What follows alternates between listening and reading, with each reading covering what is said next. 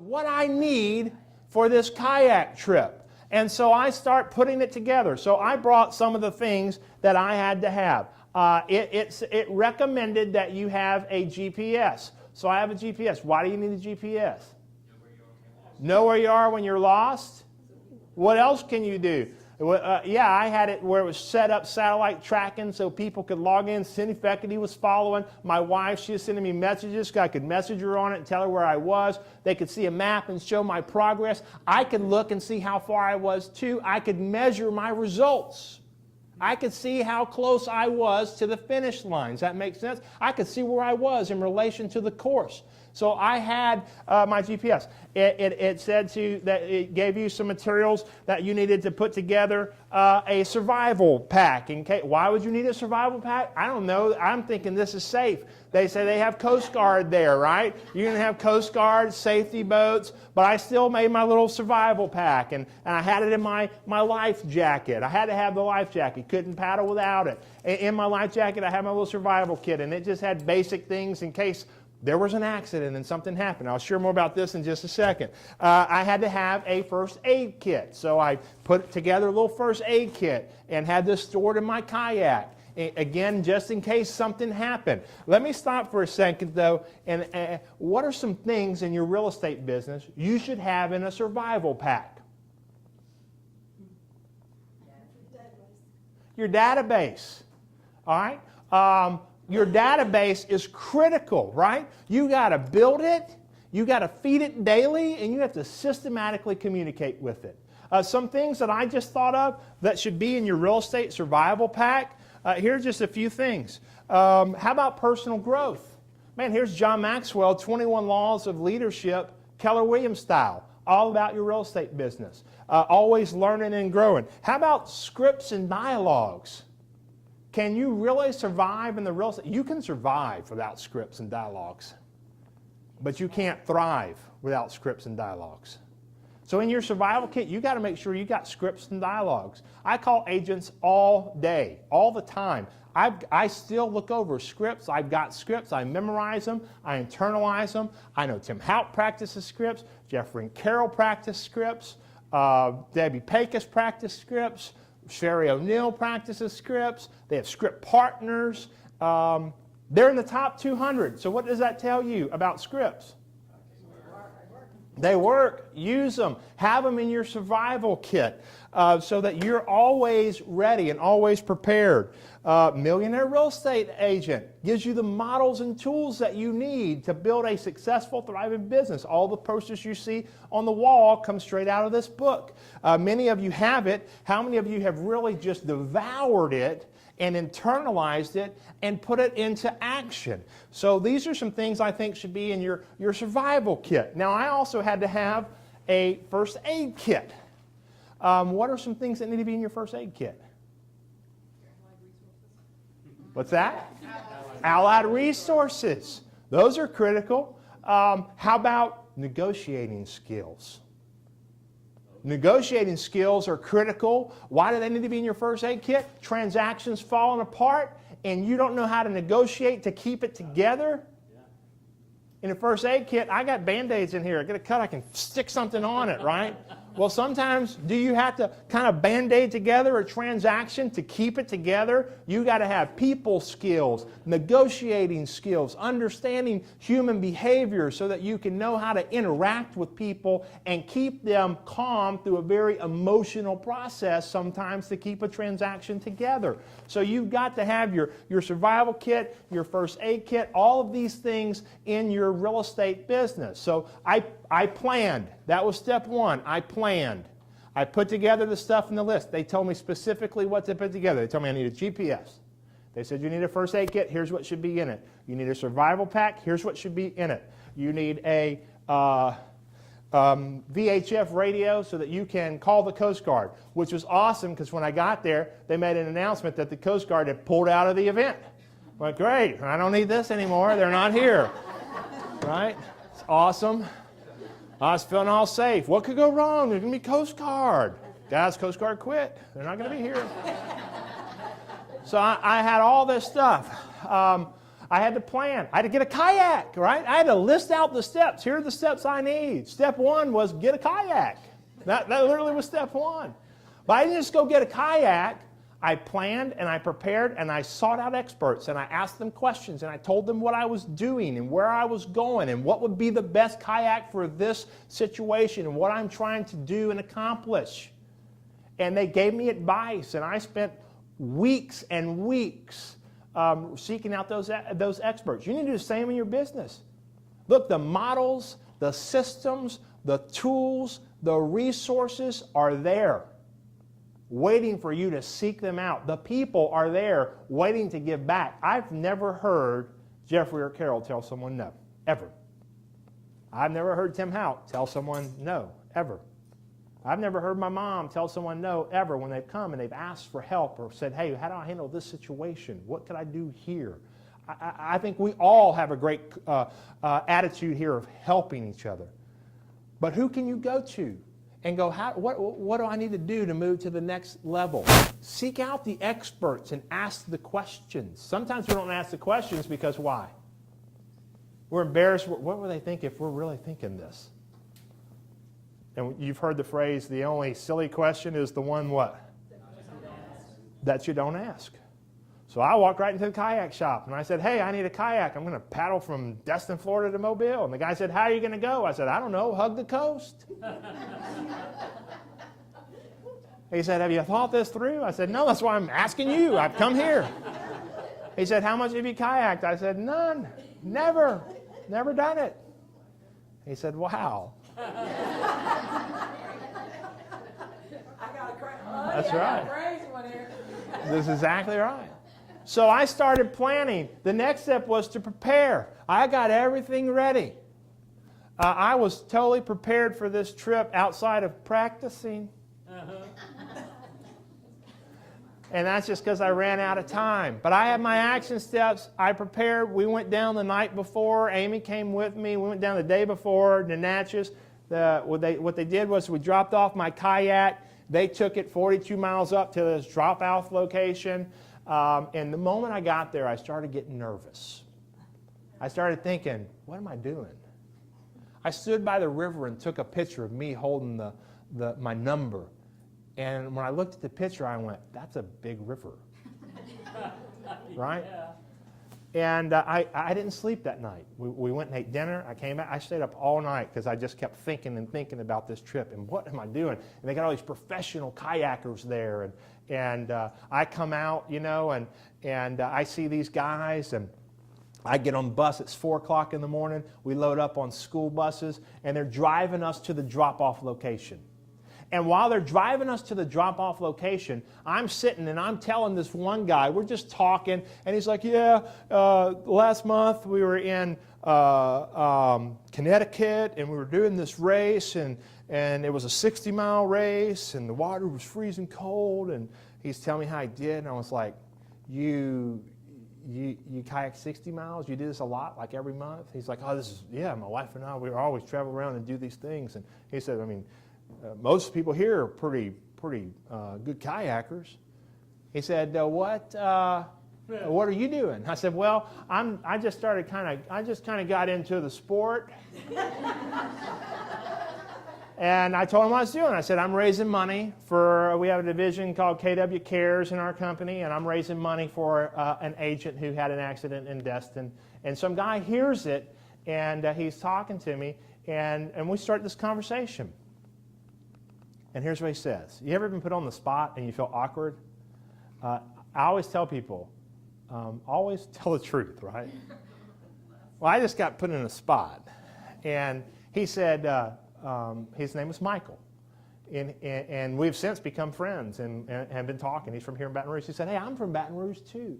He said, so we do this stuff all the time, man. He said, so you're new to the sport? He said, but I just have a question.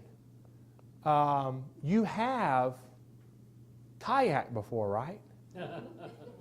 And I started thinking, Tim Houck recommended this book to me about this guy who decides to canoe down the entire Mississippi River and he has no experience at all.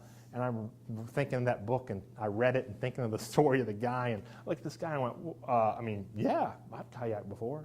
Well, I did. I went to Baker, to the pond for 30 minutes, right? So he says, I mean, but you've done a long trip, right? I mean, you've done something at least 6 or 7 hours. Well, all of a sudden, all of this whole section on the bus around me just turns and they're looking at me. And I went, yeah.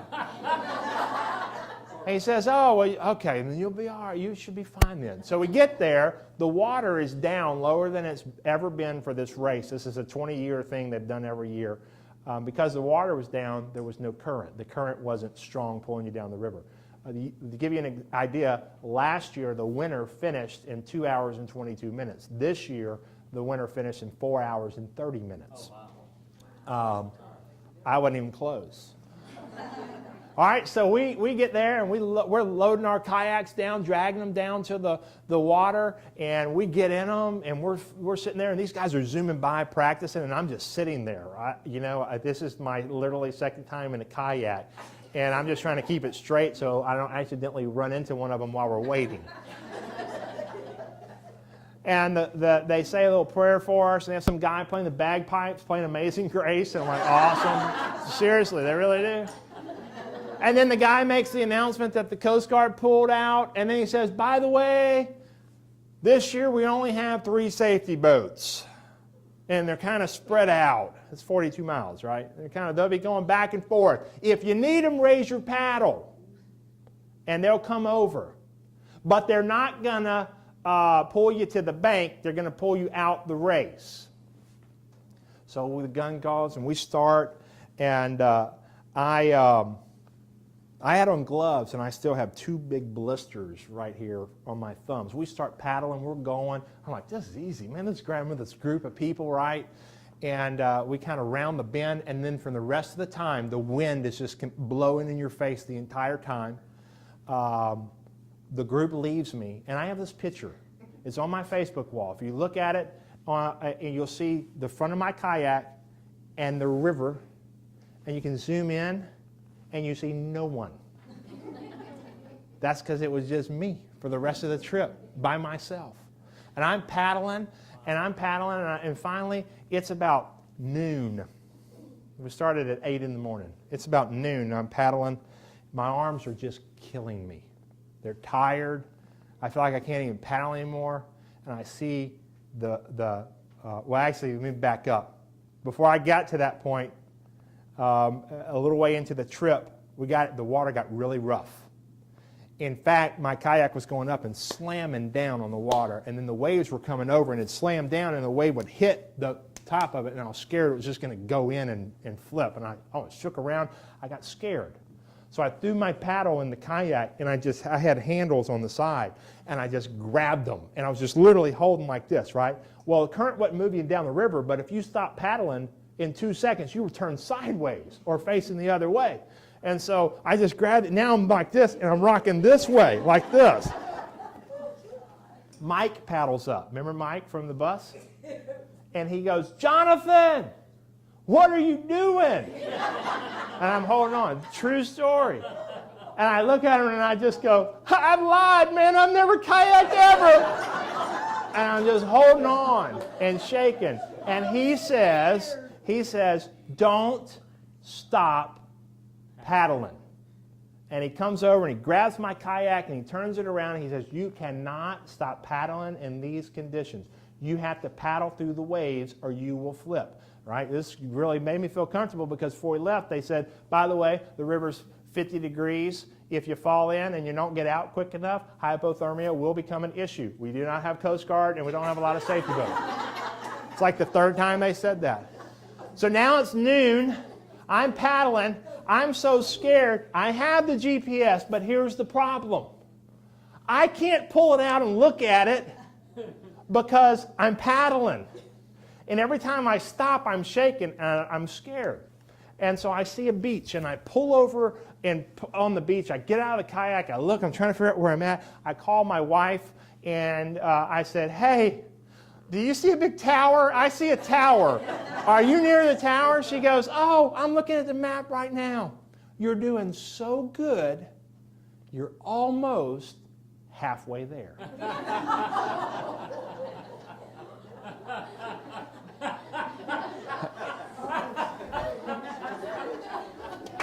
There's a log on the beach, right? And this is what I did. I unzipped my life jacket. I could barely move my arms. I couldn't even feel them anymore. I had to just let it fall off like this. And I just sat on the log. And I just sat there and I went, I'm not getting back in this boat. I'm not doing it. I'm sitting right here. And I just sat on this log. And I wanted to cry. I literally did. I wanted to cry. I was going, what was I thinking doing this? And then all of a sudden, I see this little guy come by in his kayak. And I stand back up. And I put my life jacket back on. And the hardest thing for me to do was to shove off of that beach in the kayak. I get back out. The waves you're going through them again. I'm scared. But I knew if I stopped paddling, I was going to flip. And it's like you just got to a point where you paddled through the pain. I don't know if that makes sense. It's like you just, I said to myself, my arms are hurting anyway. I can stay here and they can hurt, or I can keep paddling and moving forward and they can hurt. I see a safety boat, and I'm paddling and I raise my paddle, and they come over. And they get to me and I say, oh, no. I didn't raise my paddle. I was just shaking and my paddle went up. I wasn't calling you over here. They said, okay, so you're okay? I said, yes. They turn and they leave. And then this is a conversation I'm having with myself. Why are you letting them leave? They're leaving. What are you doing? Call them back. I did that 3 times throughout the race. Wave my paddle, they'd come over. I wanted to quit. I can't tell you. But then something happened. I started thinking to myself, I have my boys who are so fired up I'm doing this. And they're waiting to see their dad finish. My wife's at the finish line, and she's waiting for me to come in. I'm not going to quit. I got people who I've told I'm doing this. I'm not going to quit. And I paddled through that, and I finished the race, and it took me 8 hours and 30-something minutes to finish this race. When I got to the end of I could see the finish line. Here's the sad part. I saw the finish line for like an hour and 15 minutes. My lips, the sun was in my face all the time, but I had a hat, but the wind was blowing so hard, it would kept the hat off my face. It was one of those floppy hats, and it just kept it up the whole time. I had chapstick right here in my little pocket, but I couldn't get to it. I was too scared to stop paddling and get the chapstick out. I get to I see the finish line, and man, I'm just paddling. I'm having conversations with myself the whole time, and I get to the end, and I start talking to the river. And I'm back now with a few people at the finish line. This guy goes, what'd you say? I said, nothing, man. I was saying something to the river. I get to the end, and I paddle up to the finish line, and I step out of the kayak, and I just start wobbling. I can't even walk straight. And they help me out. They pull my kayak up, and I can't tell you what it's like to finish. Why am I sharing all that with you is because of this. 2013 is coming up. You're going to look back at your business, and you're either going to be where you want to be, or you saw, here's where I wanted to be, and here's where I am. So you take a good look at where you are, and you go, I need a plan. I need to get a plan in place. And I need to prepare. I need to get scripts and dialogues. I need to be learning based. I need to see when you're preparing, you're going, you're putting a growth plan together. What events am I going to go to? Who am I going to seek out? What books am I going to read? All of this is happening when you're preparing. And then you take action. And there are going to be times where you're going to want to quit. There are going to be times where you're going to want to pull over and you just want to sit down and go, I'm not doing it anymore. I should be doing something else. But at the moment that you make the commitment to finish, it's like opportunities open and resolve comes in, and you find a way to push through, go over the obstacles, around the obstacles, under the obstacles. You just don't stop at the obstacle. And there will be times in your business where you're going to want to do that. So I want to encourage you, maybe you're there now. You have 2 more months. This year is not over. You can have a successful 2012. And then put together your strategy to have a phenomenal 2013. We have the resources for you. Some of you go, Bob LaCour. I need to be meeting with Bob and coaching with Bob and in his coaching program. And he's doing some things to completely revamp it, and it's going to be phenomenal. And that's one area. You go, what coaching or consulting do I need?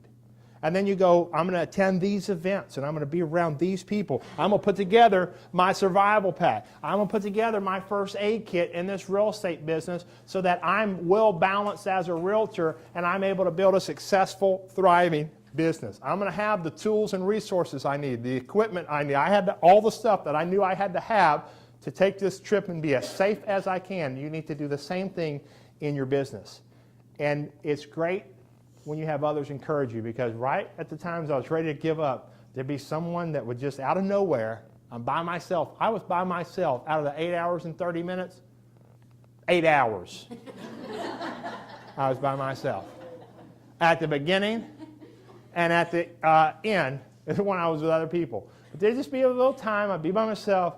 I was just thinking, what? At the end, I couldn't even paddle. I was just kind of slapping the water, slapping it. If I just paddle a little bit. And then there'd be some little guy that'd paddle up next to me and pass me. And I'd just paddle a little bit harder and try to keep up. I'd just keep up with this guy. And then he'd leave me. I'd be by myself again.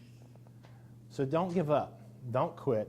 Believe in yourself. And know that even when you don't believe in yourself, you have people who believe in you and who are waiting to give you the tools and resources that you need to grow your business. Each one of you have a spindle top inside of you waiting to be discovered. And that's my encouragement to you in 2013.